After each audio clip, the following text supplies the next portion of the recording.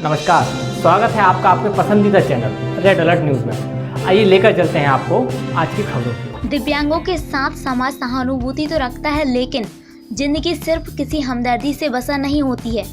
समाज में ज्यादातर लोग ऐसे मिल जाएंगे जो दिव्यांगों को देखकर या तो मुंह चुराने लगते हैं या मुंह चिढ़ाकर निकल जाते हैं। इससे वह व्यक्ति की आत्महीनता को प्रोत्साहित करने की कुचेष्टा करते हैं। दिव्यांग के प्रति दया भी उतनी तिरस्करणीय है जितनी हीन भावना। इंसान ऐसे कौन से काम है जो नहीं कर सकता? यदि उसमें काम करने की इच्छा शक्ति और जुनून हो तो बड़े बड़े काम भी आसान हो सकते हैं। आज हम बात कर रहे हैं एक सरकारी शिक्षक की जो कि दिव्यांग है, लेकिन इनका हुनर ऐसा कि लोग इनकी प्रशंसा करने से नहीं थकते। खबर है मंडला से, जहां मंडला से 30 किलोमीटर दूर अमझर गांव के प्राथमिक स्कूल के शिक्षक निर्मल हरदास, जो कि पिछले 25 वर्षों से आर्थराइटिस बीमारी से ग्रस्त हैं, जिसके कारण इनके दोनों हाथों ने काम करना बंद कर दिया। उस वक्त उनकी उम्र महज 16 वर्ष की थी और उनके दोनों हाथों की उंगलियां मुड़ गईं, जिससे उनकी दिनचर्या पर प्रभाव पड़ा। वे कोई भी काम नहीं कर पा रहे थे।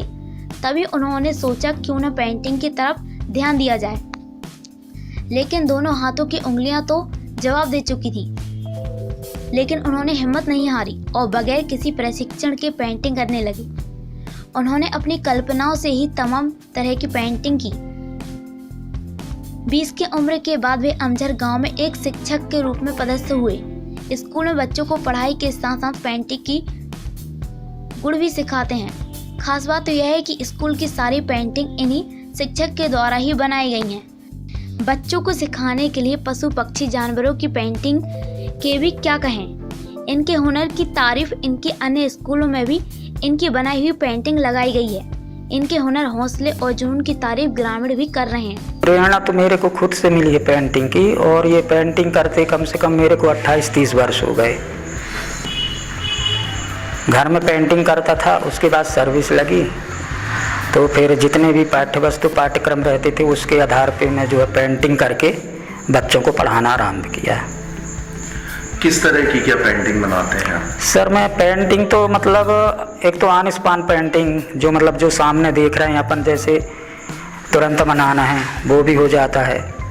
कोई घटनाक्रम के बारे में बताना है या कोई बता रहा है क्रमवार घटना, उसके संबंध में भी बताना है।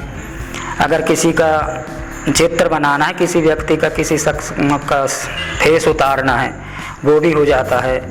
और मतलब पेंटिंग में लगभग सब प्रकार की पेंटिंग हो जाती है मेरे से। अच्छा, आप दिव्यांग हैं, कितने वर्षों से ये बीमारी, आपको कौन सी बीमारी लगी? उसके बाद से आप किस तरह का आपका संघर्षपूर्ण पूरा जीवन रहा है? ये बीमारी सर मेरे को सन 1991 से लगी थी, और पहले ये कम थी, और उसके बीच में मतलब मैं पेंटिंग करता रहा घर पे। और 1998 में फिर मैं जो है शिक्षाकर्मी के पद पर चुना गया नैनपुर ब्लॉक से, और मेरे को शासकीय प्राथमिक शाला अमझर मिली। और फिर यहाँ बच्चों के साथ में पेंटिंग करने लगा, उनको सिखाने लगा। और ये सारी चीज़ें जो मेरे को जो गॉड गिफ्ट मान के चलें, मैं कहीं से नहीं सीखा। कहीं जैसे कुछ लोग सीखते हैं तो वो ये सब कुछ नहीं हुआ। ये सारी चीज़ें कल्पनाएं मेरे मन में आती गई मैं, और उनको जो है उभारता गया कागज पे। कोरोना काल में शासन के निर्देशों का पालन करते हुए ये शिक्षक प्रतिदिन अपने स्कूल के बच्चों के घर पहुंचते हैं और पढ़ाई तो करवाते ही हैं, साथ ही पेंटिंग भी करवाते हैं। इस शिक्षक के हुनर और जज्बे को सलाम। मंडला से अरविंद सोनी की रिपोर्ट।